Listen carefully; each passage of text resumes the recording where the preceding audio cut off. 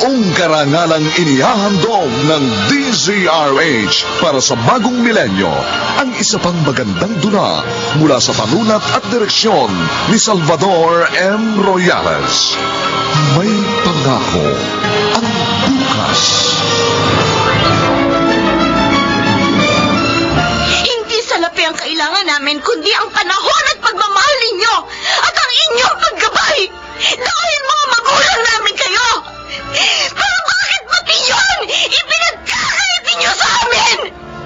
Wala na ba talaga kayong ituto?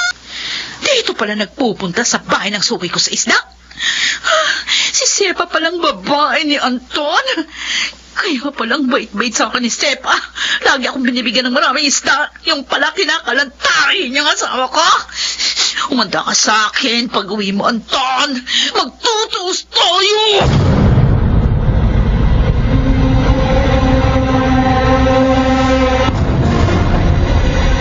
Nay, tamang-tama po ang dating ninyo. Handa na pong hapunan natin. Kain na po tayo. Tigilan mo ako, Blessy! Iwan mo ako! Nay, bakit ba kayo nagagalit? Para niyayaya ko lang naman kayong kumain. Ayokong kumain! Hayaan mo ako mag-isa, kaya malis ka na! Bayaran ko rin yung project namin sa school. Mabuti na lang. Kumita ako na medyo maganda sa paglilinis ng mga sasakyan kagabi. Kaya Gusto mo na bang kumain, Jason? Paghahain na kita. malungkot ka, ate. Napagalitan ka na naman ni nanay, no? Para niyayaya ko lang naman siyang kumain. Sinigawan agad ako. Tiyak, galit na naman siya kay Itay. Kaya ikaw na naman ang napagbalingan niya. Wala naman akong kasalanan sa kanya. Ganoon naman talaga si nanay eh. Madalas sa atin binubuhos yung galit kay Itay. Di ka pa ba nasanay? Sasaktan lang ako sa ganung ugali ng nanay natin. Huwag mo na nga silang isipin. Teka, kumain ka na ba? Hindi pa. Nawalan kasi ako ng gana nang sigawan ako ni inay. Halika, sabay na tayong kumain. Para ganahan tayong pareho. Jason, Oh, ano yan, ate? sana magbago ng mga magulang natin, ano? Okay lang naman na mahirap tayo. Basta masaya lang ang pamilya natin.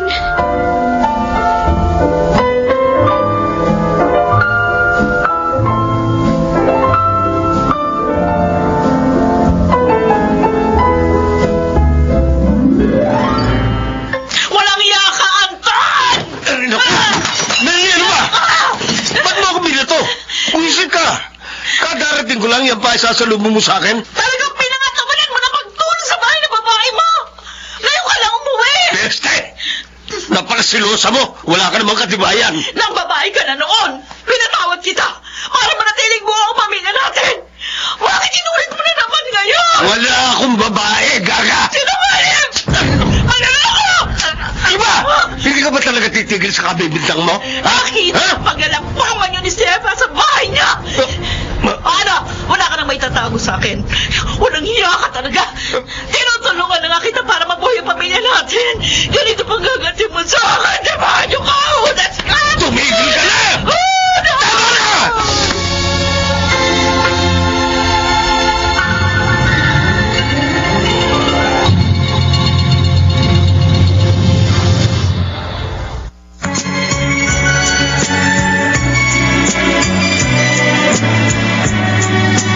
At ngayon, balikan natin ang tampok na kasaysayan sa ating dulang. May pangako ang bukas.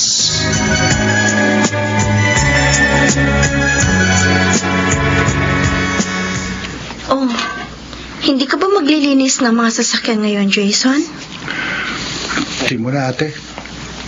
Total, wala namang pasok ngayon eh. Wala akong pagkakagastusan. Bukas na lang ako pupunta sa car wash ni Mang Pidyong. Bakit? May sakit ka ba? Buti nga sana kung sakit lang ng ulo, ate. Inuman mo lang ng gamot, wala na yun. Kaso masakit sa akin, loob ko. Dahil sa ginagawa ni Itay. Oo nga. Kaya pala galit na galit si inay. Dahil may babae na naman si Itay. At si Alice pa pala na tindera ng isda ang babae niya ngayon. Hindi na nga nila tayo ginagastusan sa pag-aaral. Sinasaktan pa nila ang loob natin. Ewan ko ba, Jason? Parang hindi yata tayo mahalaga sa kanila. Hindi na nila inisip na napapahiya tayo sa mga tao dahil sa mga nangyayari.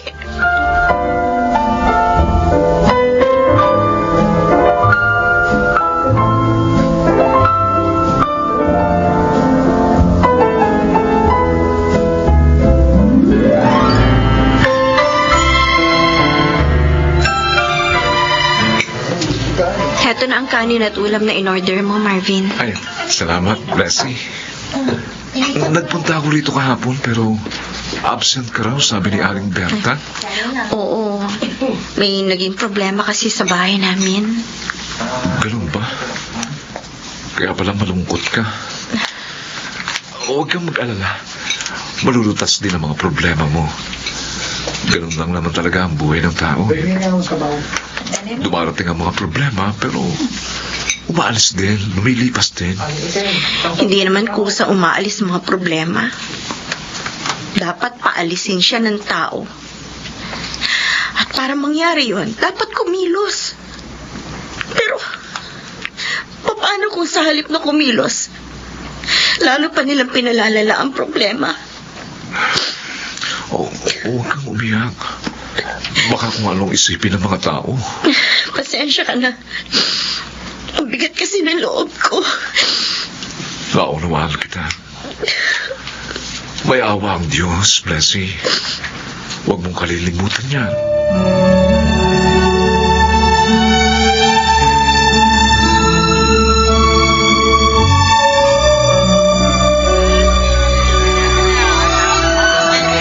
Hi, mga supe! Bili na kayo ng islang sariwa. Anong gusto nyo? Bangos, dalagang bukid? Meron dito. Aba, si Marley itong parating. Ang asawa ni Anton. Sepa! Mag-usap nga tayo. Oh, bakit Marley? Tsaka parang galit ka. Malandi ka. Aray ko! Aba, walang yan ka! Bakit mo ako sinapal? Oh, eto pa isa. Bakit mo? Ano ba problema mo? Babae ka? Hoy! Pwede kita ipabarangay sa ginagawa mo. Hindi magpabarangay ka.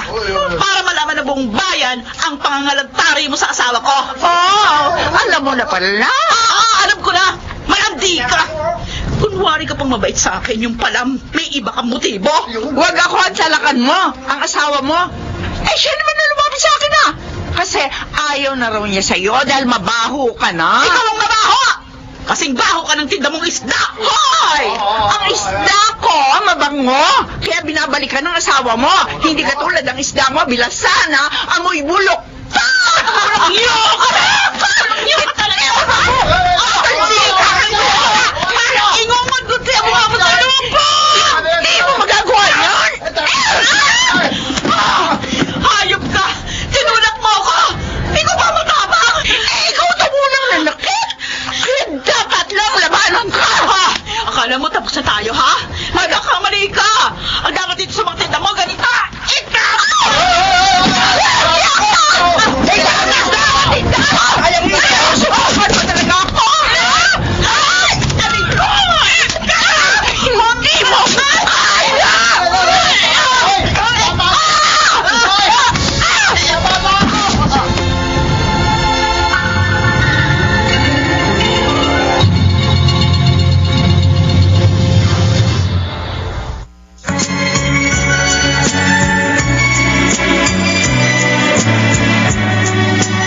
At ngayon, balikan natin ang tampok na kasaysayan sa ating dulang.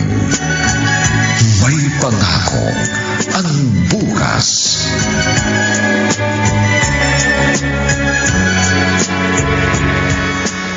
Sefa, my love. Ano nangyari sa'yo? Yun! Bakit may mga kalmot ang mukha mo? Yung walang yamang asawa. Sinugod ako sa palengke, sinaktan ako.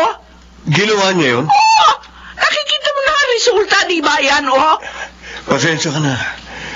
Hindi ko na sabi sa'yo na bistado na niya tayo. Hindi mo lang tuloy kita nabalaan. Di bale. Nabugbog ko rin naman siya eh. Mas grabe pa nga yung ginawa ko sa kanya. Talaga? Oo! Alam ka naman yun eh. Oh, mas malakas yata ako. Kaya lang sana, Anton. Hiwalayin mo na yung pindanggang yun. Magsama na tayo. Pag nandito ko na sa akin, ako, tiyak na matatakot na siyang guluhin pa at saktan ako.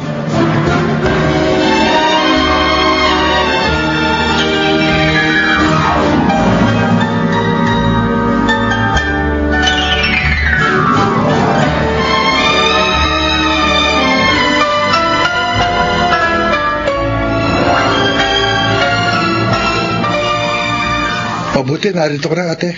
Oh, bakit, Jason? May nangyari ba? Si Inay, gamutin mo yung mga pasahan niya. Ha? Bakit? Sino bumugbog sa kanya?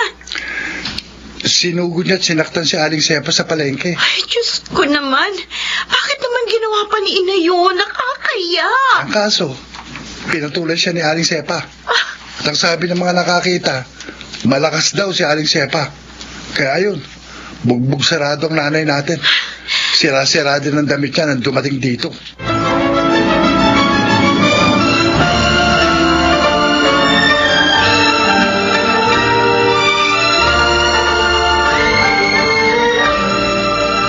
Gaga! Ay! Ko! Hayop ka! Ako ba sinusuntok mo? Ako na nga itong niloko niyo! Hindi mo dapat hiniya at sinaktan si Sefa. Ako ang masasaktan niya! Pinagtatanggol mo ba? Dahil siya lang mahal ko ngayon. Hindi na ikaw. Walang iya ka! Masama mo! Hindi ko na matitiis pa makisama sa'yo! Ayoko na! Lalong ayoko na makisama sa'yo. Maghiwalay na tayo. Magsama kayo ng mga anak mo.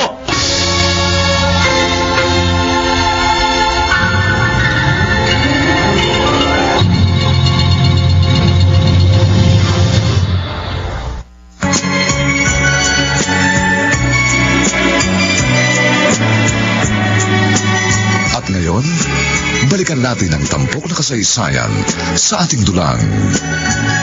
May pangako ang bukas.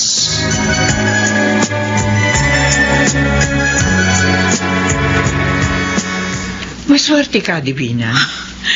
Stella, ano bang sinasabi mo maswerte? Mabubulag na nga ako, maswerte pa. Hindi yung kalagayan mo sinasabi ko, kundi ang pagkakaroon mo ng isang anak na katulad ni Jason. Ay, Mahal na mahal ka niya. yan ang naging pakonsuelo sa akin ng kapalaran. Ang magkaroon ng mabait na anak. Dahil nga malas ako sa asawa. Gusto na kaya si Jose? Wala na akong pakialam sa kanya. Ay, paano kung bigla siyang bumalik? Naku, Tanggapin mo kaya? imposibleng mangyari ang iniisip mo. Pamilya pa rin niya kayo. Nung iwan niya kami, inalis ko na rin yung karapatan niya sa aming mag-ina. Kaya, ayoko na rin siyang makita pa. Bahala na siya sa buhay niya. Tsaka isa pa, kung babalik mang yun at makitang kalagayan ko, wala siyang maitutulong. Iisipin niya, mag-aalaga siya ng inutil. Eh di kung ganon, talagang kinalimutan mo na siya. Oo. Ikaw na rin may sabi nun, di ba? Dapat ibinabaon na sa limot. Kung pwede nga lang, sa hukay na lang yung taong yun eh. Kasi wala ngang kwenta ang asawa ko.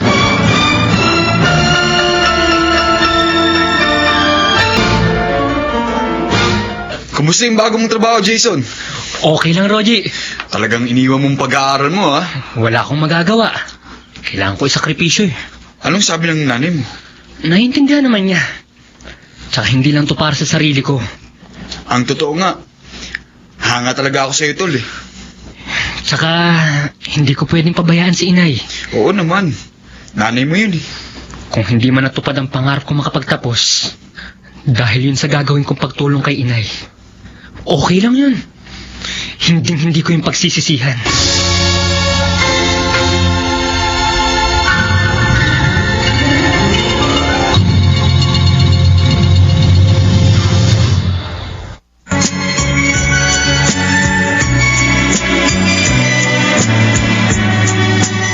At ngayon, balikan natin ang tampok na kasaysayan sa ating dulang.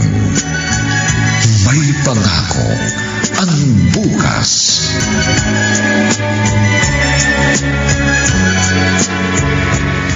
Oh, Jason, kumusta trabaho? Ayos lang po, Sir Homer. Sabi ko na sa'yo, hindi ka magsisisi. Oo nga po eh. Kaya salamat po ha. Oh, hindi ka dapat magpasalamat. Pinaghihirapan mo yun. Pero malaking tulong po yun sa amin ni Inay. Kailangan mo ba talaga ng pera? Opo. Para po sa inay ko yun. Malubha ba ang sakit niya? May malubhang karamdaman siya sa mata.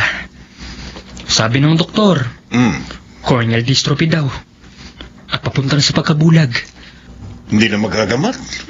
Corneal transplant. Bukod sa malaking halagang kailangan din ng cornea donor. Hindi nga madali. Pero hindi po ako mawawala ng pag-asa. Kaya nga kailangan kong makapag-ipon para hindi tuluyang mabulag si Inay.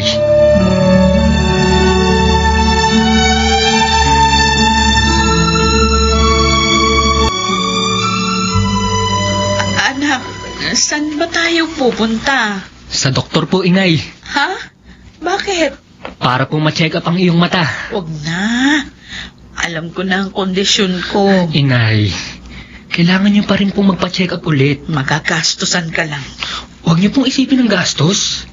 Anak, saan ka kukuha ng pera? Nay, ako na pong bahala. Sabi ko naman sa iyo, ayoko maging pabigat. Kaya okay lang ako. Huwag na po sanang matigas ang ulo, Nay. Pasok ka na nga ng anak mo, pinahihirapan mo pa siya. Stella, ayoko lang na nagiging pasanin niya ako. Ano ka ba? Bakit kasi ganyan ka mag-isip? Sa tingin mo ba kaya kang pabayaan ni Jason? Mahal ka ng anak mo, hoy. Oo, alam ko yun.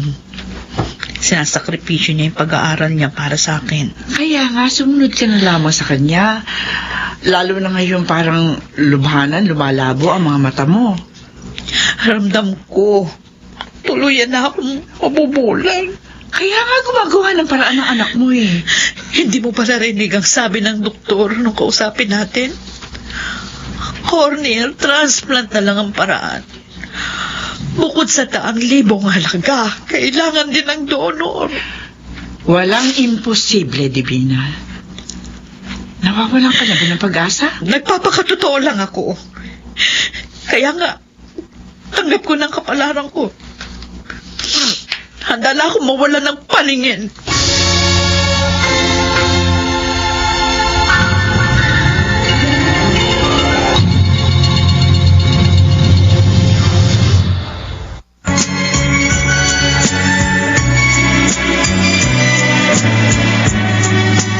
At ngayon, balikan natin ang tampok na kasaysayan sa ating dulang. May pangako ang bukas.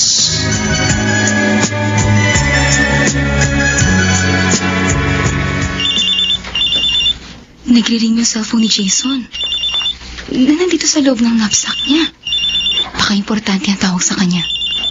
Kaalis pa lang yan para bumili ng pagkain namin. Hindi pa rin humihinto ang pag-ring. Sagutin ko na kaya. Kukunin ko na lang sa loob ng bag yung cellphone niya. Asan pa dito yung cellphone niya? Eto. Tumigil na sa pag-ring.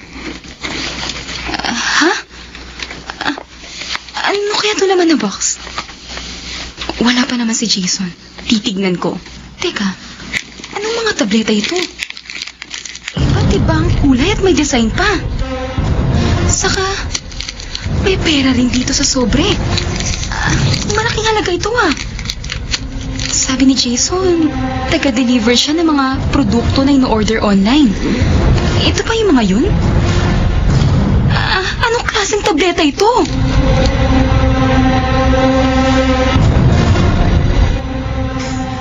Malaki-laki na rin tong halagang na itatabi ko.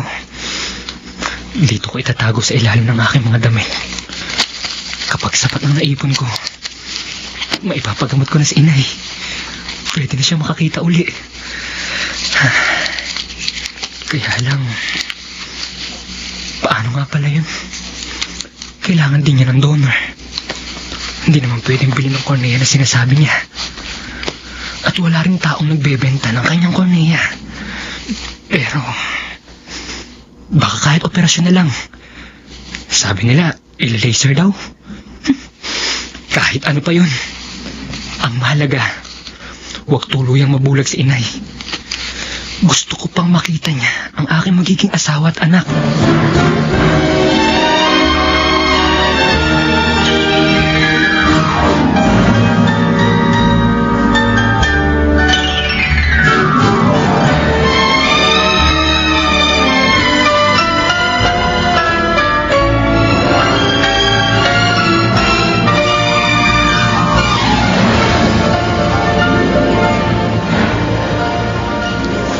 Ang sabi ng inay mo, halos hindi ka na nagpapahinga, Jason.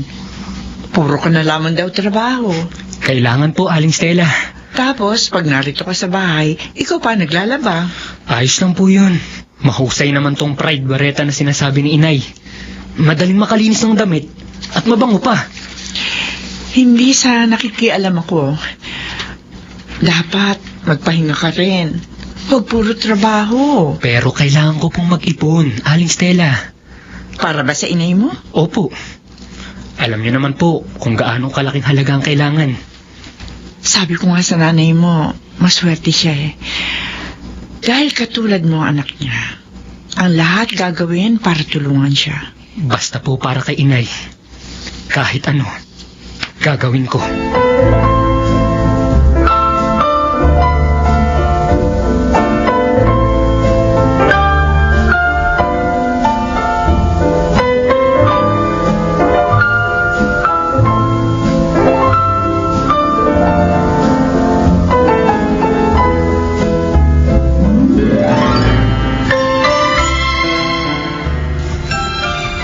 Tinatawagan kita. Ayaw mo sagutin ang phone mo. Dahil naiinis ako sa'yo, Jason. Ano bang kasalanan ko? Malaki. At ni minsan, hindi ko naisip na gagawin mo yung ganun. Teka nga, Loisa. Ano bang sinasabi mo? Ba't kailangan mo magbenta ng droga?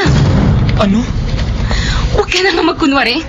Heto, tignan mo tong kuha kong picture sa mga tableta na nakuha ko sa loob ng bag mo. Mga party drugs to! Mga illegal drugs na ginagamit ng mga kabataan. At mga anak mayaman at celebrity na adik ang kadalasang bumibili nito. Pinakailaman mo ang gamit ko? Oo, dahil nagdududa na ako sa'yo. At tama ang kutob ko. May masama kang ang ginagawa. Jason, ba't kailangan gawin mo to? Hindi ko na kailangang ipaliwanag. Dahil hindi mo naman ako maiintindihan. Kahit ano pang dahilan mo, Jason, hindi pa rin katuwiran na gumawa ka na labag sa batas. Para sirain din ang buhay mo.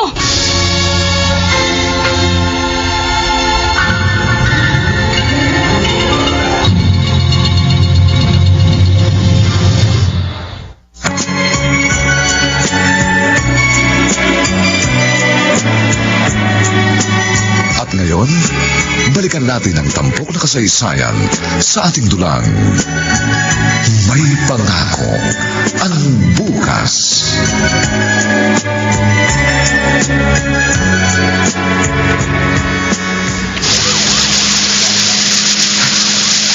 Parang sa akin ko sa patrol.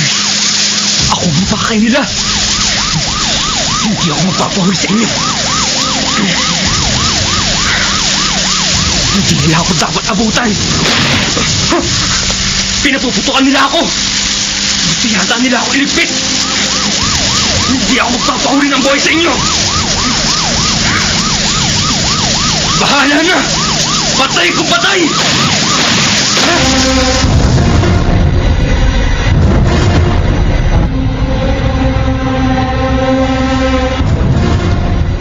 Divina, ano ba nangyayari sa'yo? Ang anak ko si Jason. Kahapon pa hindi umuwi. Siguro may tampo sa'yo. May sama ng loob.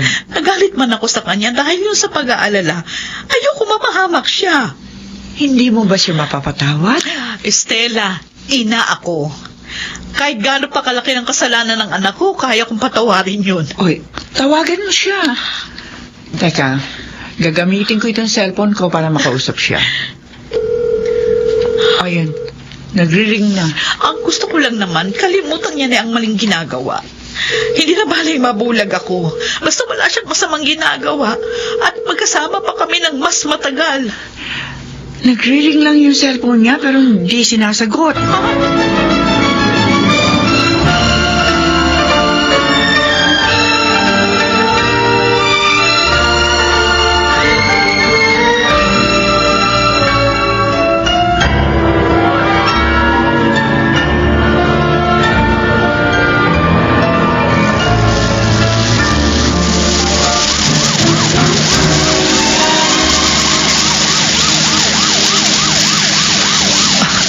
Ayaw talaga akong lubayan. Nakasunod pa rin. Hindi talaga nila ako tinitigilan. Plano talaga nila ako iligpit. Ha? May truck sa intersection! Mababangga ako!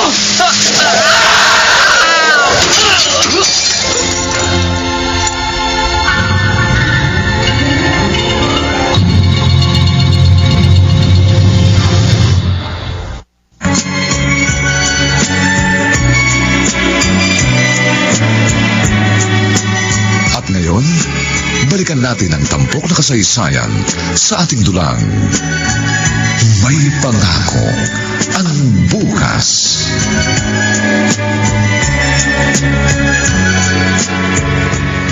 Roger! Roger! Halika rin at bilisan mo! Bakit po, Chong? Panoorin mo yung balita sa TV. May aksidenteng sakay ng motorsiklo. Bumangga sa isang truck. Pusher daw yan. Kapangalan ng kaibigan mo, si Jason. Ano? Oh, bakit? Yan nga ba ang kaibigan mo?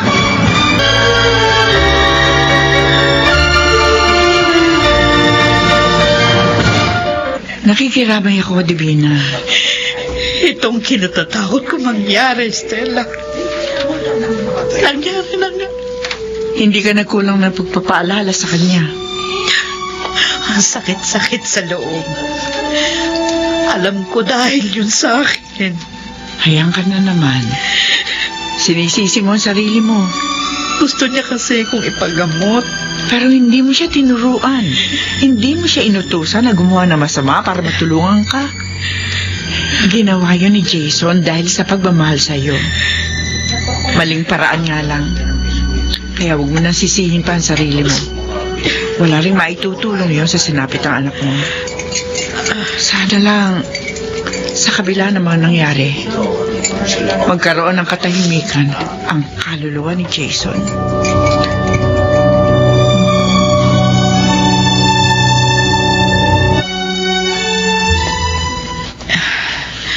Hindi man kita nakikita dahil sa kalagayan ko, pero pamilyar sa akin ang boses mo.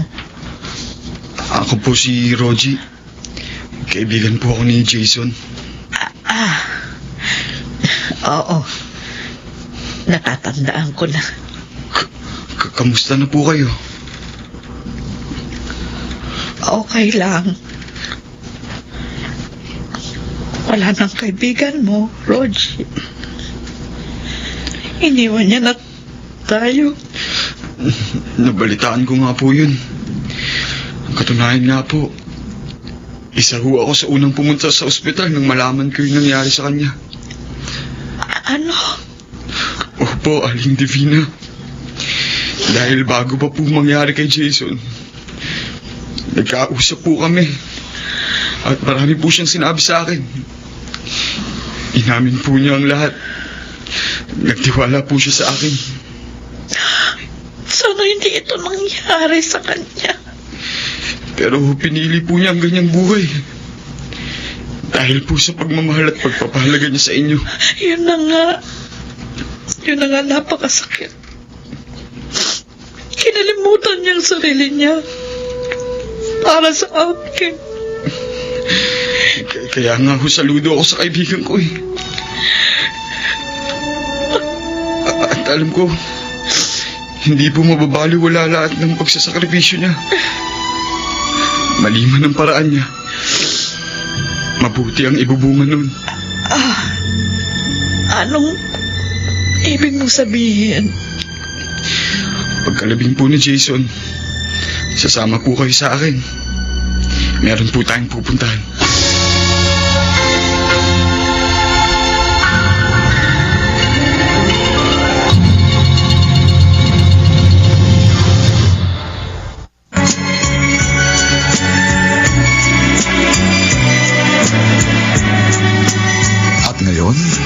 Balikan natin ang tampok na kasaysayan sa ating dulang. May pangako ang bukas.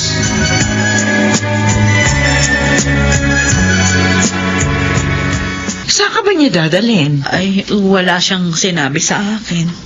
Nag-aalala ako sa iyo, Divina. Pwede ka namang sumama. Buti pa nga. O sige, sasamahan kita. May tiwala ako kay Rogie. Dahil pinagtiwalaan din siya ng anak ko. Kung sa bagay, mukha naman siya mabuting tao. Pero nagtataka pa rin ako. Saan kanya isasama?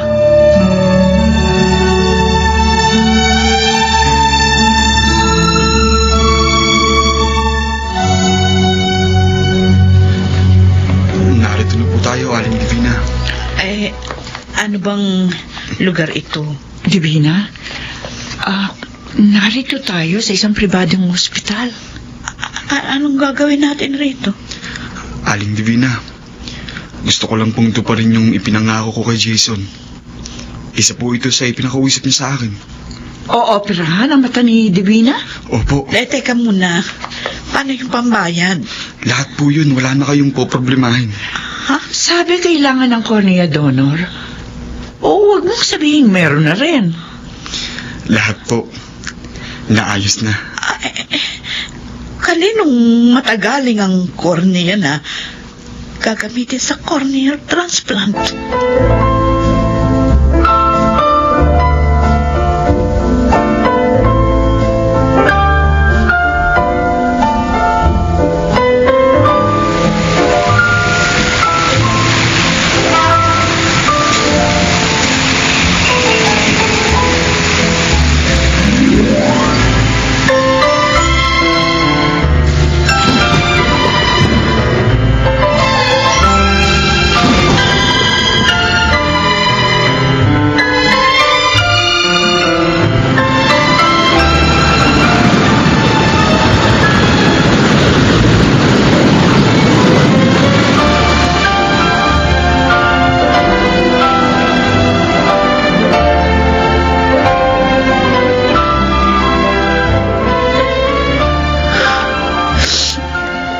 Hoy, ano ka ba? Umiiyak ka na naman, Divina. Hindi ko lang maiwasan na hindi umiyak. Lalo na kapag naaalala ko si JJ. Nay, promise ko po sa inyo, gagawin ko ang lahat para gumandang buhay natin. Tama na nga ang pangangarap mo ng masyadong mataas. Di po ba? Walang bayad ang mangarap? Di, taasan na natin. Pero magsisikap po ako para matupad yun. At narito lang ako para tulungan ka. Lahat po gagawin ko para sa atin. Iniwan man tayo ng itay, okay lang. Kaya nating mabuhay nang tayo lang. Oo nga, anak. Basta ang importante sa akin, kasama ka.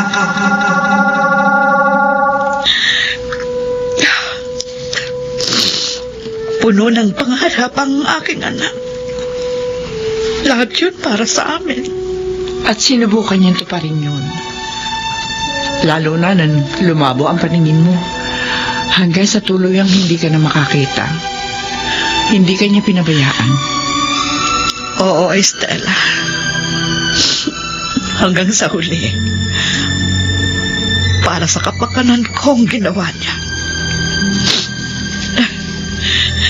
Nakakakita na ako ngayon dahil sa kanya. Cornea niya ang inilipat sa iyo nang mamatay siya sa aksidente. Tinupad ni Jason ang pangako niya na gagawin niya ang lahat para hindi ka mabuhay sa dilim. Oo, Estela. Pero ang kapalit noon, ang pagkawala niya. At hindi ko na siya makakasama pa. Mali. Kasama mo pa rin siya. Dahil siya nabibigay ngayon ng tanglaw sa iyo. Siya nga pala. Kailangan ko munang umalis. Oh, saan ka pupunta? Ikatlong taong anibersaryo ng pagkamatay ni Jason. Gusto kong dalawin ang kanyang puntod. Jason, anak. Salamat Maraming salamat sa iyo. Hindi malilimot ang ginawa mong pagsasakripisyo para sa akin.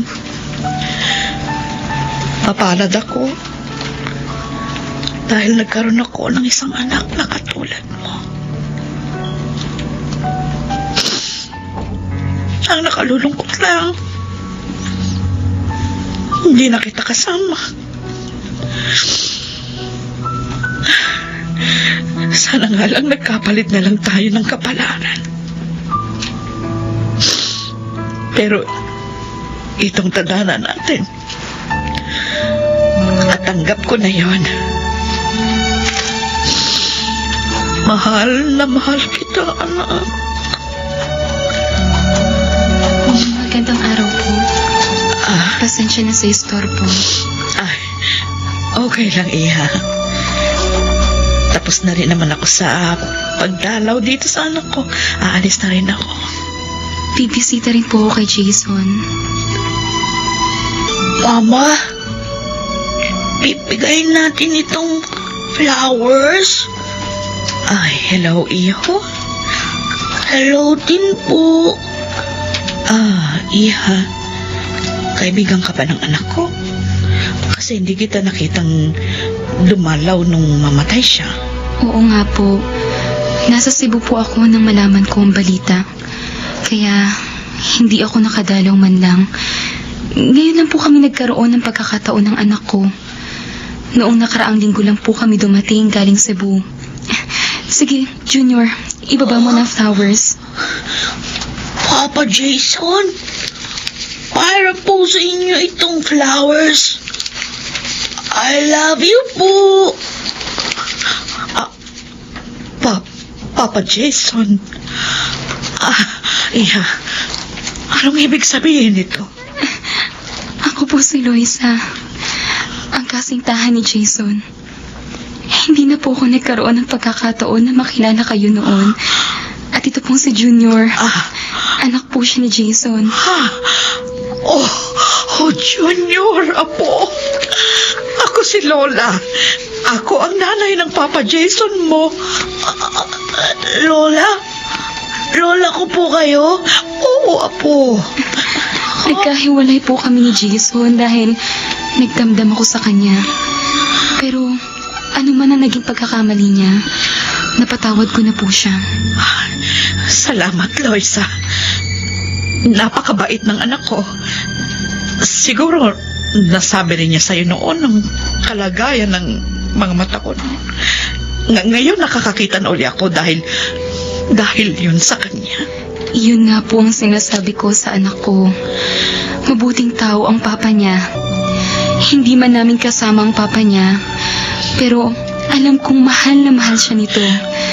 Gaya ng pagmamahal na ipinaramdam niya sa inyo. Oo, totoo yun. Hindi man natin siya makakasama at hindi na niya maipapadama ang pagmamahal sa kanyang anak. Akong gagawa nun at magpupuno ng pagmamahal. Gusto ko kayong makasama ng apo ko. Opo, Inay Divina. Iyon din po ang sadya ng pagpunta namin dito. Salamat. Napakabait pa rin ng Diyos. Nawala man ang anak ko, nandiyan naman kayo ni Junior. Kaya, mayroon na akong bagong pamilya. At isang magandang pangako ng bukas.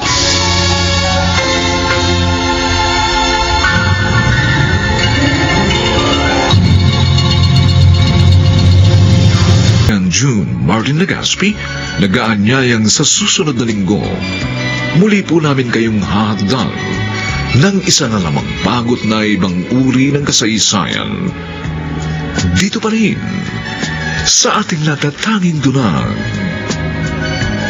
may pangako ang bukas.